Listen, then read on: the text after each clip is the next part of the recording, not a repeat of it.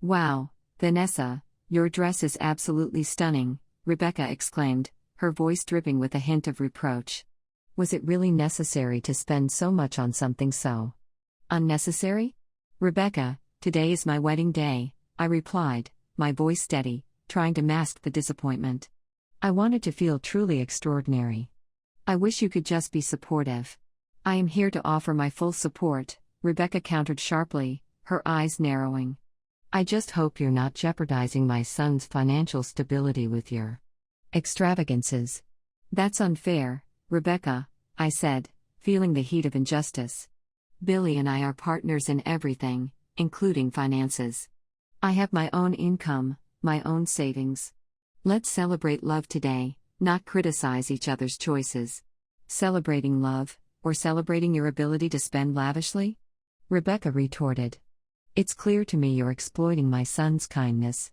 I assure you, I'm not after wealth, I defended myself, my patience wearing thin. I've never asked Billy for anything. I'm driven by my aspirations, not by luxury. Oh, really? Rebecca scoffed. Your job is just a cover for your love of luxury. We're not blind, Vanessa. We see right through you. It might be hard for you to understand, but I am proud of my life, my achievements, I said, my voice rising with conviction. I don't need your validation, especially not today.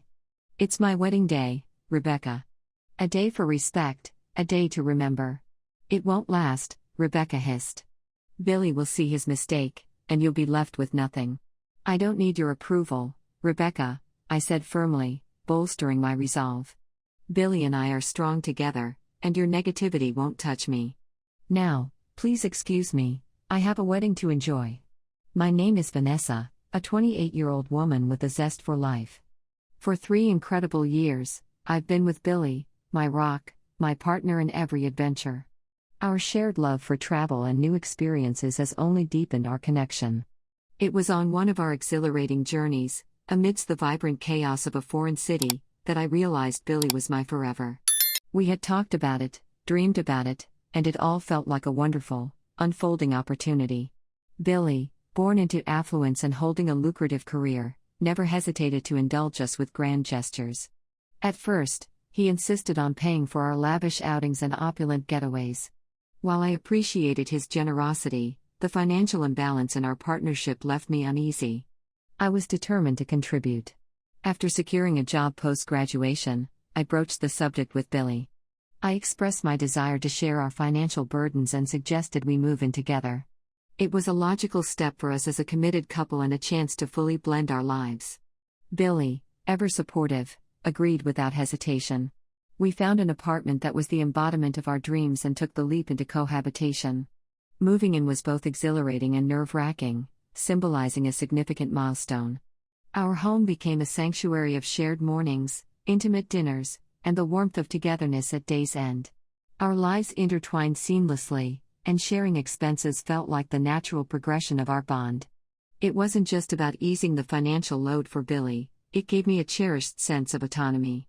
We split everything from rent to groceries, fostering a balanced partnership. Together, we mastered budgeting, saving for future dreams like an exotic vacation or our ideal home. Our mutual dedication deepened our connection and encouraged personal growth. As we planned my first meeting with Billy's parents, I was optimistic, unaware of the challenge it would present. Valerio and Henry, living up to their critical reputation, greeted us with a veneer of politeness masking their skepticism. Dinner at their lavish home was tinged with discomfort, as Valerio's piercing gaze and Henry's detached demeanor made their reservations about me painfully clear. The tension thickened as the evening wore on, their disapproval growing ever more overt. So, Vanessa, tell us how you and Billy met? Rebecca inquired, a hint of curiosity in her voice. We met at a mutual friend's party, and the connection was instantaneous. Fascinating, Rebecca mused. And how long has this bond lasted? 3 years, I replied, smiling at the memories. Filled with incredible moments. Rebecca leaned in, her tone sharpening. Let me be frank. Is finance a factor in your relationship? I was taken aback. Excuse me? Absolutely not, I said firmly. Our relationship is built on love and shared values, not financial gain. Rebecca continued, undeterred. Billy's generosity is apparent, his gifts, the trips. It does make one wonder. I'm thankful for his gifts, but I've always felt uncomfortable with the imbalance, I admitted. That's why we've decided to split expenses equally. That's rather unexpected, Rebecca said with a raised eyebrow. Are you truly contributing your fair share? We've noticed your recent splurges on beauty products. Is Billy financing those? I cover all my personal expenses, including cosmetics, I clarified, my commitment to financial independence unwavering. Rebecca and Henry exchanged skeptical glances. We just want what's best for Billy, Henry finally spoke. I understand your concerns, I assured them. I value Billy for who he is, not his wealth. Can we give her a chance, Mom, Dad? Billy interjected, his voice filled with hope. We'll see how things unfold, Rebecca said, her tone noncommittal. I'd appreciate the chance to prove myself, I said. I'm committed to a balanced and supportive partnership with Billy. It's natural to worry, I added, aiming to ease the tension. No hard feelings. We'll see, Vanessa, Rebecca replied, her eyes fixed on mine. We'll see. Their insinuations hit hard. I was blindsided by the accusation that my interest in Billy was financial. The sting was compounded by Billy's reaction, or lack thereof. Rather than defend me, he downplayed their words, leaving the gravity of their judgment unchallenged. The evening with Rebecca and Henry was a gauntlet of criticism, with their focus fixated on my expenditures, particularly my makeup and skincare routine. They misconstrued these as evidence of my alleged materialism. Despite my efforts to explain that I funded my own luxuries, their skepticism seemed immovable. My bond with Billy, built on love and shared values, seemed invisible to them. Dishearteningly, my words fell on deaf ears. Even more disheartening was Billy's silence. He barely spoke, inadvertently reinforcing his parents' disapproval. His inaction left me feeling isolated, my spirits sinking. That night with his parents foreshadowed a journey riddled with unexpected twists and turns. 6 months later, Billy's proposal, utterly unexpected, brought me a burst of pure elation. We dove into planning our engagement party, eager to celebrate our union. Yet, even amid the excitement, Rebecca and Henry cast a shadow over our plans, seemingly intent on minimizing my place in their son's life. Determined to prove my commitment, I contributed to the costs of our engagement and upcoming nuptials. I aimed to show everyone, especially Billy's parents, that my commitment was not financially driven. But it wasn't just them, my own family echoed similar suspicions, weighing me down with the assumption that I was dependent on Billy for financial stability. Amid the whirlwind of wedding preparations and growing pressures, my mother noticed the shadow of sadness that had crept into my demeanor. With the insight only a mother can possess, she saw the toll the constant misunderstandings were taking on me. She urged me to have a heart-to-heart with Billy. Vanessa, he's your partner, she said. Open up to him. Share your feelings and let him truly understand their weight. It became clear that an honest dialogue with Billy was necessary. I needed him to understand the sting of his parents' words and to feel the absence of his support. So there we were, in the midst of a heartfelt exchange. I laid bare the emotional toll of the relentless criticism and my yearning for us to stand together, united against any external doubts. Billy listened intently, his touch reassuring, his presence gentle yet firm.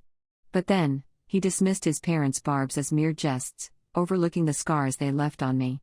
He professed his unwavering love, assuring me of his loyalty above all. His words were a balm, yet they couldn't fully dispel the lingering doubts, the sense of solitude that shadowed me. As the wedding drew closer, Rebecca and Henry's intrusions magnified the stress. They picked apart every detail, insinuating that I was recklessly indulging in the wedding's extravagances. Their relentless scrutiny chipped away at my confidence. I yearned for their acceptance, to display the true depth of my bond with Billy for all to see. Yet, all efforts seemed in vain. On the wedding day, the air was taut with tension, punctuated by Rebecca's backhanded compliment. "Oh, Vanessa, your dress is absolutely stunning," she remarked, her words edged with an unspoken but clear criticism. Rebecca's words, laced with concern but edged with accusation, questioned the necessity of my wedding dress's expense. Was it truly necessary to spend so much on something completely unnecessary? She probed. Rebecca, on my wedding day, I wanted to feel truly exceptional, I responded, trying to keep my voice even.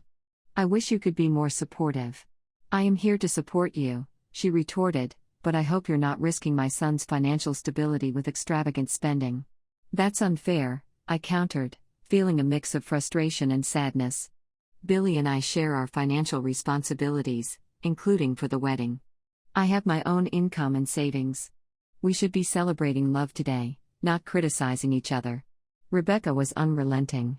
Celebrating love, or celebrating your ability to spend excessively? You're exploiting my son. I have no interest in wealth or luxury for its own sake, I insisted. I've never asked for more from Billy than love and support. My career and my aspirations are my own. Oh, please, Rebecca scoffed. Your job is just a means to a luxurious life. We see through your act. I'm proud of my achievements and the life I've built, I said firmly. I don't need your approval. Today is about respect and celebration, a day to remember. It won't last, she warned. Billy will see his mistake. I don't need your approval, I repeated, my resolve hardening. I trust in my abilities and in our partnership. I won't let your negativity ruin this day. Her condescending tone was the last straw. I found my voice and rejected their criticism, declaring my independence and right to express myself. Rebecca seemed taken aback by my assertiveness, a small victory for me. However, it was short-lived. I had touched a nerve, and Rebecca's demeanor shifted from condescending to intimidating, her words carrying a thinly veiled threat. It was a pivotal moment, one that would either solidify my standing or unravel the fragile peace. I stood my ground, though, knowing that my relationship with Billy was based on mutual respect and love, not on the approval of his parents. The challenge now was to maintain that conviction in the face of adversity, to remember that my worth and our relationship's value were not contingent on Rebecca's, or anyone else's, judgment.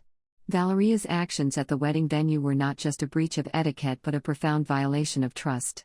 By putting Billy on the spot in front of his affluent friends, she not only questioned his financial capabilities but also implicitly undermined your partnership and the egalitarian principles you both agreed upon. Billy's response, however, was the true heartbreak.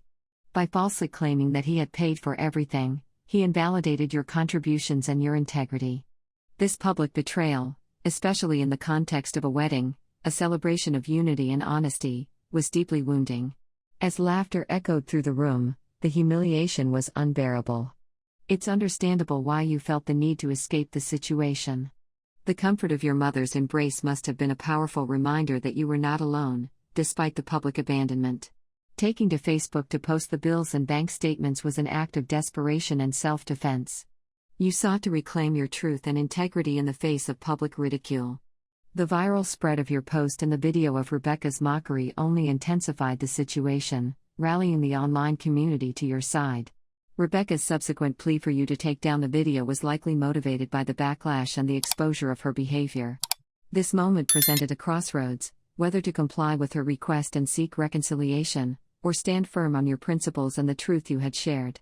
Navigating this situation requires careful consideration of your values, your relationship with Billy, and the potential for future relations with his family. It's a time for reflection on what you want moving forward and how to approach these complex dynamics with integrity, respect for yourself, and a clear vision of your personal boundaries. Regrettably, the damage was already extensive. The contentious video had proliferated across the internet, shared and duplicated by numerous people, sealing the fate of her actions as irrevocable. Eventually, I chose to remove the footage, yet this act scarcely mitigated the fallout. The family enterprise suffered greatly as the community withdrew its support, unwilling to be associated with a business tied to such callousness and cowardice. The negative sentiment towards their conduct precipitated a swift downturn in the business's fortunes, culminating in its financial collapse mere months later. Meanwhile, Billy remained unapologetic, even casting blame in my direction, suggesting I was responsible for the besmirched family name and should bear the consequences in silence. This was the unmistakable cue for me to exit the stage. With a heavy heart, I took the formidable step to dissolve the marriage and begin legal separation proceedings. It dawned on me that our partnership had been eroded by the toxic dynamics of his familial environment. I acknowledged my own worth and the right to a love that was all-encompassing and reverent, one that is fortified by trust and an unshakable bond. With this epiphany, I pivoted my focus to reconstructing my own life. I threw myself wholeheartedly into my entrepreneurial ventures and prioritized my self-improvement. Fueled by a resolute desire to steer my fate, I embarked on a new path to sculpt a life that was a true representation of my deepest convictions.